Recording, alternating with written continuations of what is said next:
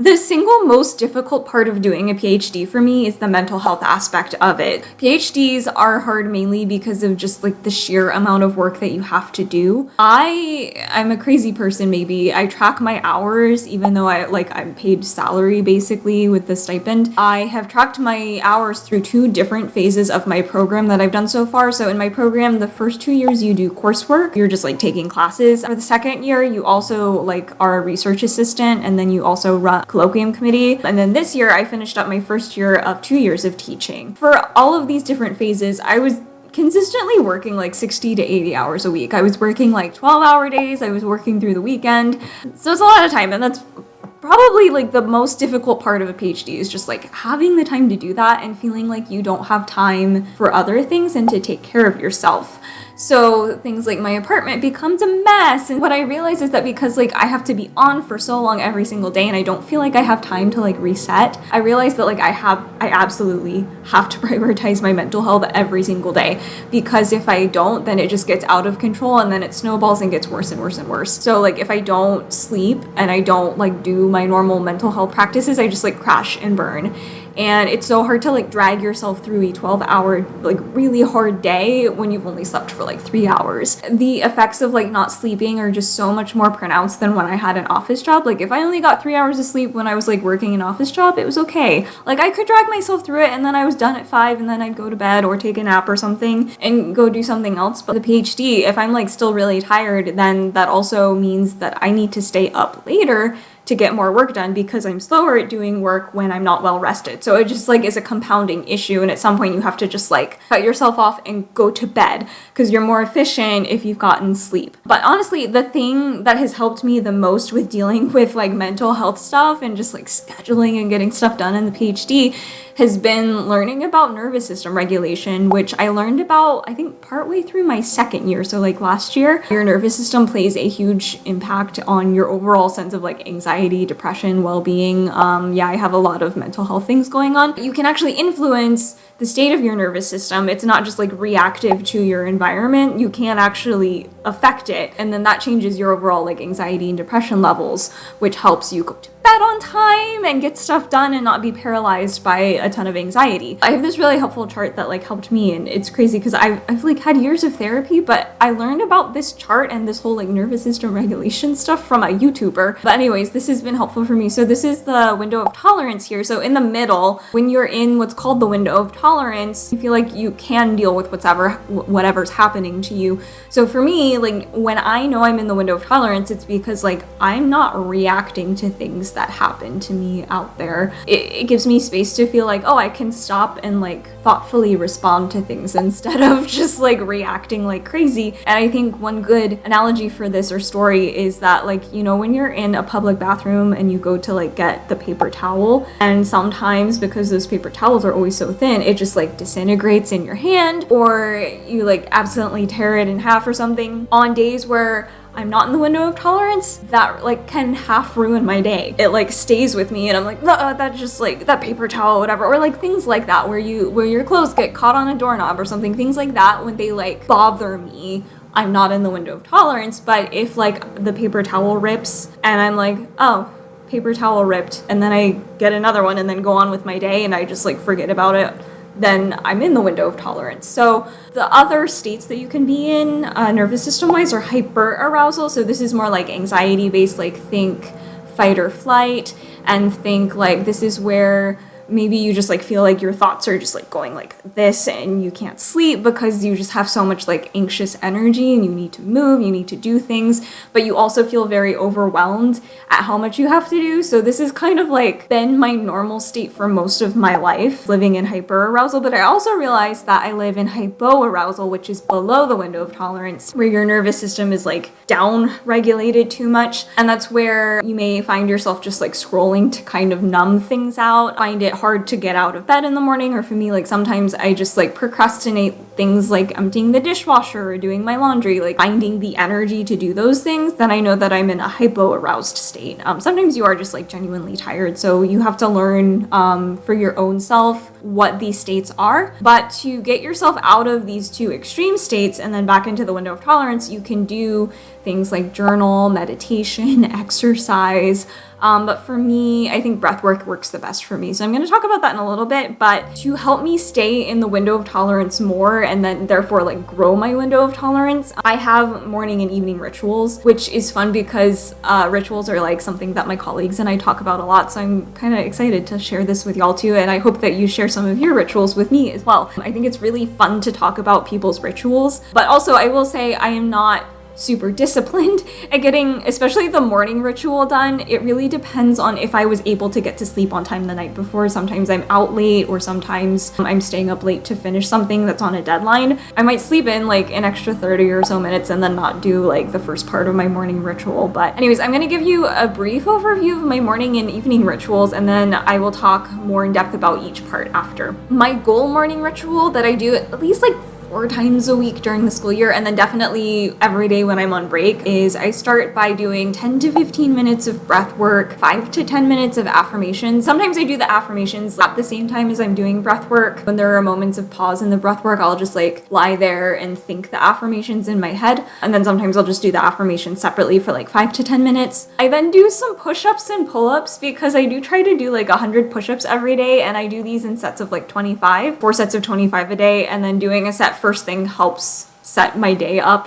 to do the rest of the sets. Pull-ups, I also do like 4 sets of them each day. I don't have a set number though, at least not for right now. It's been like 6 or 7 lately. Morning ones are kind of rough because my body's like not awake yet, and it just like completely cracks when I do the first few pull-ups. So I do as many as I can basically in the morning, and then doing these small like chill exercises helps wake my body up a little bit more. Then I make coffee and breakfast. I actually have to eat or I'll pass out. I know some people like to skip breakfast, but I really like need to eat or I'll pass out. And then I eat breakfast and have my coffee at my kitchen table with like my sun lamp, because most of the time in Chicago here I need it to survive. And I'll read while I'm eating breakfast. So a lot of times I read nonfiction. In like 2020, I read a ton of Brené Brown. I've also read a ton of other mental health books. I only tend to read like nonfiction stuff first thing in the morning, and then when I read before bed, it has to be fiction. And sometimes I'll read fiction in the morning too. But that's basically my morning rituals. Like once I have breakfast, then I get ready for the rest of the day. For my evening, I start my evening ritual usually like right after dinner because I tend to eat late because I work out in the evening. So I do like a winding down breath work, which is usually like a longer extended exhale type of breath work. Then I'll do more affirmations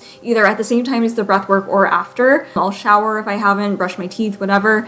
And then I stretch for like 15 minutes or so, especially like my hips and glutes because I hold so much tension there, and it's way easier for me to relax once I stretch those specifically. And then I journal, and then I read fiction, and then at that point my body usually just tells me when it's time to sleep after that because I'll just like fall asleep in the book. So those are my 2 rituals, and I'll talk a little bit more in depth about some of these things. So I want to start with breathwork because I think that's the one thing that has been the real key for me, specifically feeling better about everything in the past year or so. So I have anxiety, and like I do have a panic attack disorder, and I just like generally I don't experience anxiety or panic nearly as much as before. In fact, I've gone years now without having a panic attack, but now I'm generally one of the calmer people in my department now, which is crazy because that was not the case in my master's a few years ago. But anyways, going back to that window of tolerance chart, for me, breathwork has been the key for both like directions of regulation. For example, if I find it hard to stop like doom scrolling, I'll do breath work, and then I suddenly don't feel like I need to scroll anymore. It makes me feel more like I want to like meditate or write or do work that I've been avoiding, or like play the piano. Basically just like doing breath work when I find myself scrolling a lot helps me to make better, healthier choices, and then makes me feel like I'm actually choosing how I'm spending my time instead of being a slave to social media. And then, for example, if I am freaking out about something, like if I'm panicking, like experiencing a lot of anxiety about something, I will do like holding out an exhale. Even if it's not like a full breathwork session, I will just like hold out an exhale. So I rock climb, and when I was learning how to lead climb, which is very scary, and you had to like practice falling, which you fall many feet when you're on lead. But I was like really scared of like, okay, now it's time to like practice falling for the first time on lead. So I just let all my breath out and then held the breath out, and oh my gosh, it helped so much. But I will say like all of this has been a very long process because like I do have a panic attack disorder where I hyperventilate when I'm having a panic attack. So I have not had a good relationship with my breath, and it took many years of like practice to have more of a healthy relationship with my breath. So like if this is not you, if you're not at this point, like don't force yourself to do breath work. But I will say I started meditating first in like 2020, right before lockdown happened. And the app I was using for meditation was called Inscape. It doesn't exist anymore, very sad. They always started every single session with like a short type of breath work. And I didn't really realize that breath work was its own thing until like last year. It was always calming breath work, like box breathing, which is where you breathe in for 4, hold it in for 4, breathe out for 4, and then hold it out for 4, and just repeat, kind of like you're drawing each side of a box, and there are like 4 beats or 4 counts each. And that actually was really hard, especially the like holding the breath out part. It made me panic a little bit because I was like, my body wants to breathe and I wasn't letting it. But I learned to love the feeling of the relief once you like got to take the breath in again. Those were like short 30-second to maybe a minute long, for a couple years of like doing those types of meditations. The focus for those was mainly the meditation part. So I think meditation is definitely helpful, but I think now that I do breath work more intentionally, it was the breath more that was helping me feel grounded. So I don't meditate strictly every day anymore, but I do still enjoy it occasionally. Last winter, so like January-ish 2024, a YouTube coach I'd been watching recommended like Wim Hof breathing to regulate your nervous system, and he's said to do that twice a day, and that was very hard because Wim Hof breathing is kind of like controlled hyperventilation. From panic attacks, I have passed out from hyperventilating. So like the Wim Hof breathing was like really hard for me to get into. I don't recommend it if you have trouble with that. Don't force yourself. But basically for the Wim Hof breathing, you hyperventilate for like a minute and then you hold your breath out. So you end up getting a ton of extra oxygen in your body, and then your body starts to get all tingly, and that really freaked me out at first. And then you exhale out all of the air, and then you just like hold it out for about a minute and a half. And that holding the breath out is what calms your body down and regulates your nervous system. I did that twice a day for at least a few months, and the first month was honestly kind of hell physically and emotionally. Physically, it was just really hard because holding the breath out for that long, like a minute and a half, is something that just like feels wrong in your body, and like I was panicking. But after practicing it twice a day for like a month, I started to get used to that feeling of like, I can't, like I need to breathe. And now I actually, when I get to that part where you hold the breath out, I find it relaxing now. I'm able to like lean into it more, but it took a bit to get to that point. Emotionally, I think it was even harder because these practices were regulating my nervous system, which meant that they were telling my body that it's finally okay to feel and process all of this trauma that I was not aware that I had. For the first like at least month, I think it was probably like more like a few months, I would be doing breath work and then I just start sobbing for no apparent reason. I would not know why I was sobbing. I think it was just like my body releasing shit that it was like holding on to that I wasn't even aware of. And after a few months, like that stopped happening, but it was crazy. Like I would just start sobbing uncontrollably. Additionally, I started remembering all of these like really traumatic things that happened to me that I had apparently blocked out of my memory. So while I do swear by breathwork and I still do it twice a day when I can, I do recommend starting at a time where you have time to not be okay for a little bit while you release some stuff, and then also like be okay with not doing it religiously if this sort of thing is happening to you, and then also like maybe have a therapist or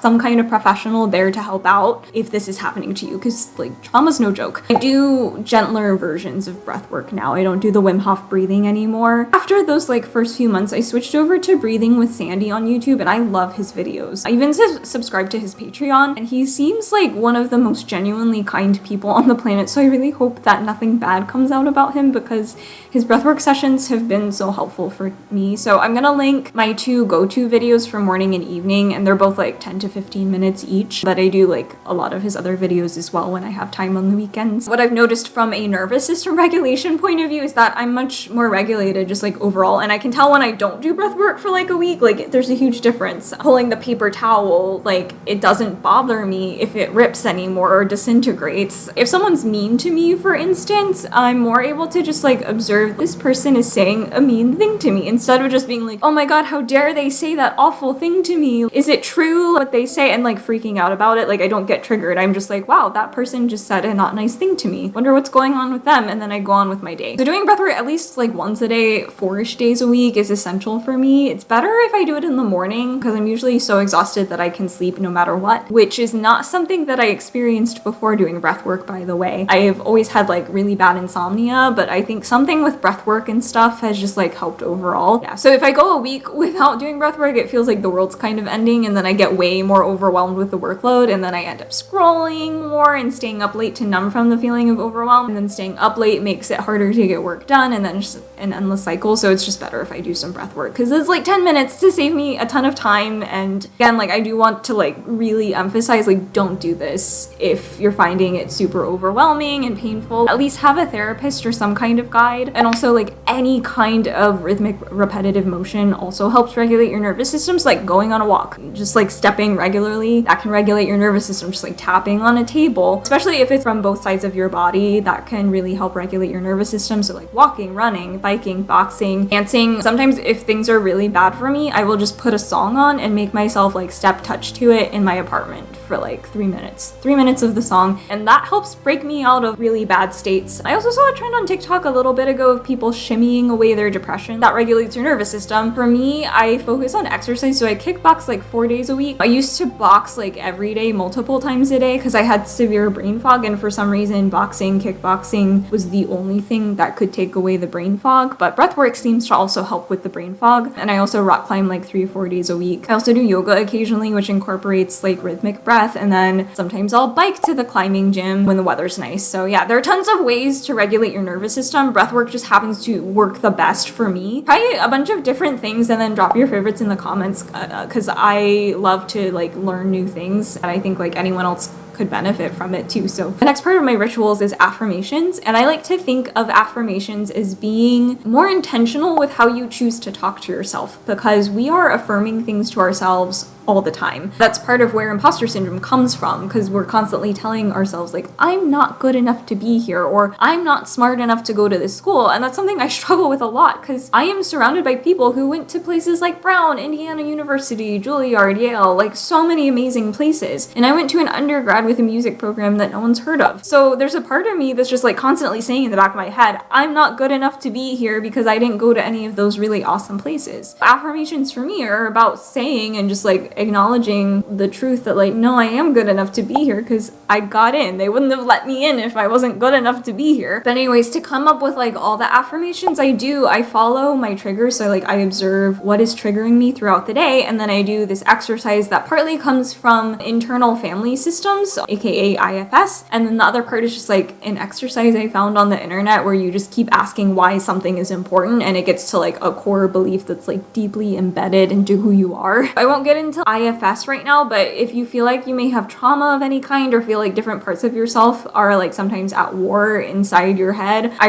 really recommend the book No Bad Parts by Richard Schwartz. It really takes a lot of the sense of shame out of trauma. The exercise I use for affirmations is to first like notice my triggers throughout the day. So things like, what makes my heart race all of a sudden? What makes me feel worried? What makes me spiral out of control? So let's say that I was teaching one day and then a student tells me that I messed up something, or like, you did that incorrect. That always freaks me out, and my heart starts racing. I get sweatier than I already am, and I catastrophize, and I like don't usually know how to respond in a like good way. But then the exercise would be, once I'm out of the situation, of course this is like a reflective time at the end of the day, like I could do this when I'm journaling and stuff, but anyways, the exercise would be to ask, why does it matter if I mess up while I'm teaching? The answer that I've been telling myself, so the like affirmation that I've been doing automatically, is the answer to that, which is because it shows that I am not smart enough to teach this class. So that already gets at a core belief of I'm not smart enough to teach this class, which is really kind of like an I'm not enough in general. So one of my affirmations is already like from that, I am enough no matter what happens in the day, or like I am enough even if I mess up sometimes. I can go a step deeper and ask, well, why does it matter if I'm not smart enough? Because if I'm not smart enough,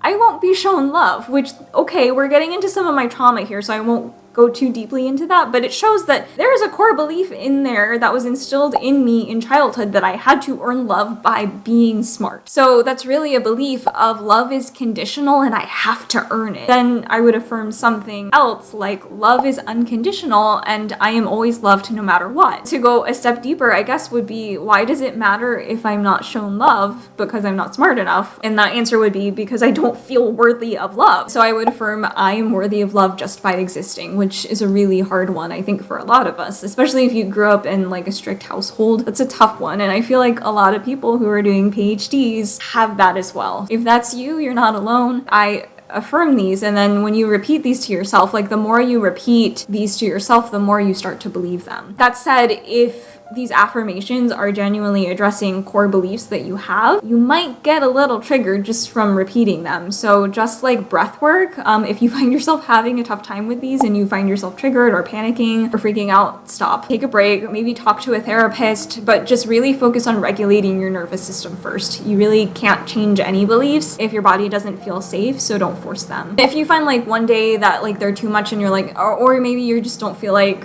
thinking about trauma, just you can do simpler backup ones like I'm deciding to have a good day today, or I'm choosing to prioritize my sleep today. Do things like intentions for the day. Sandy from Breathe with Sandy sometimes incorporates into his breathwork sessions things like, think of your intention for the day. Do you want more laughter? Then invite more laughter into your session, like type things. That's why I don't always do a separate set of affirmations, because sometimes all I need is just a good intention for the day, and I get that from the breathwork. Also, don't do all this trauma work all the time. Take a month off, live your life, keep your nervous system regulated, but you don't need to be forcing yourself through trauma work all the time. Life ebbs and flows, and so should you. I am not so strict on the affirmations. They just help me realize that like I am actually capable of doing things, because a big part of me doesn't believe that I am capable of doing a PhD because of trauma and a lot of other things just like in my life, just general imposter syndrome. And also people have told me that I'm too dumb to do something like this. It helps to declare that, and it feels like I actually get to choose what I believe rather than just my beliefs being a product of my environment and the people around me. That also helps me feel more in control of my life as well. Other stuff like, you know, like reading and stuff, I'm gonna skip over that. For the evenings, my stretching routine in the evenings I have cultivated over years of just like paying attention to what my body needs to recover from all the climbing and kickboxing I do. Here are the stretches that I do, but definitely like learn what your body specifically needs and like try to feel out where is their tension. What I normally do is I'll do chest openers, both high and low, on like a wall corner. Sideways pulls for to like stretch my lats, also like on the corner of a wall. Calves against the wall, just to stretch my calves. It's usually a door frame so that I can like pull my body closer to the wall. And the baseboard in this current apartment is like the perfect height for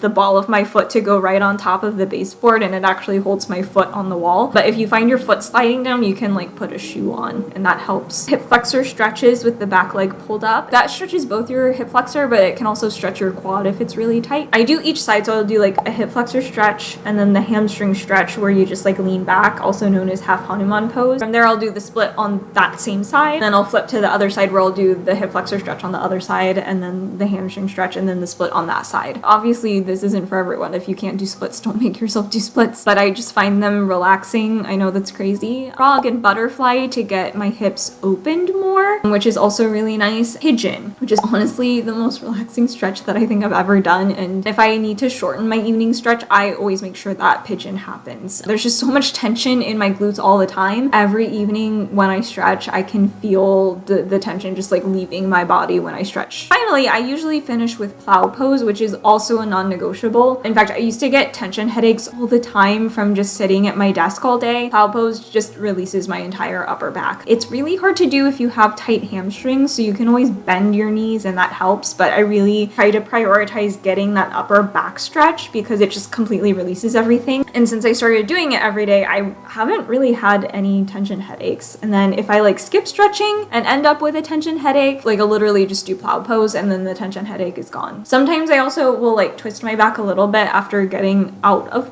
plow, and then you just like hear your entire spine just go like all the way down, and it's just so satisfying. That's my evening stretch routine, and usually by the time I finish stretching, I'm like falling asleep on the floor because it's so relaxing to me. And then after that, once I'm in bed, I will journal. And so part of this is like ranting about anything that I need to from the day. Like if something was frustrating me or I'm worried about something, I'll just write it down. First part of my journal routine is like free response, whatever I'm thinking about, to cognitively offload that stuff so that my brain will actually shut up when I turn the light off. And then at the end of each journal entry, I finish by listing 3 things that I'm proud of that I did that day. So maybe I did the laundry today after procrastinating it for like 2 days, or I just survived today. I'm so proud of myself for surviving today. They're usually not huge things, but that helped me feel like I've actually done something every day. And I have found that it's easier to like celebrate myself now that I've like started doing this practice every day, because one thing that I'm really bad at is celebrating myself. And then I say 3 things that I'm thankful for every day. I often am very thankful for my apartment. I love my apartment. So like I'm thankful I got to hang out with so-and-so today. Like we had such a great time. Literally like anything that I'm thankful for. I think those 2 things, like listing out things I'm proud of and things I'm thankful for, is a very nice way to end the day. I used to worry, and actually I sometimes still do worry, that writing down bad things from the day would make them like linger more, or maybe make my worries more real. But I found out that actually when you write stuff down, your brain cognitively offloads it. So your brain is like, I don't need to remember this anymore because it's written down and I can always come back to it later. So I've learned to just write it down, and it does help your brain to just let it go if you just write it down and just like offload it. And then I'll read fiction before bed. I am a huge Brandon Sanderson fan, so I've done a lot of that. I'm more of an escapist. That's my routine. The main takeaway is just, if you live a stressful life, especially if you're doing a PhD, but this goes for like any stressful, very overwhelming type of job, find at least like 5 minutes every day to just like do something grounding for you that helps regulate your nervous system, because it makes doing everything else easier and also more enjoyable. Because I noticed that when my mental health is taken care of, I have a blast in the PhD program. Like I love everything that I do. I love like how much there is that I need to do, and like digging deep and thinking hard for so long and teaching and all of these things. But if I'm exhausted and I haven't done any of like my mental health stuff, it's terrible. It all sucks, and I want to escape, and I want to just curl up in a ball and go away. The main thing that I realized is it's my mental health, and if I don't keep on top of it, it's just going to snowball and get worse and worse. It's sometimes hard to pull yourself out of that, but I think the biggest thing is also like having compassion for yourself while you're figuring out your whole mental health journey, because it is a journey. It's not a straight line. You need to experiment a lot. Anyway, I hope that this helps you, and I would love to hear any things that have helped you in your journey, and I'm sure like people can also read the comments too, which would be awesome. Thanks for listening, and I'll see you next time.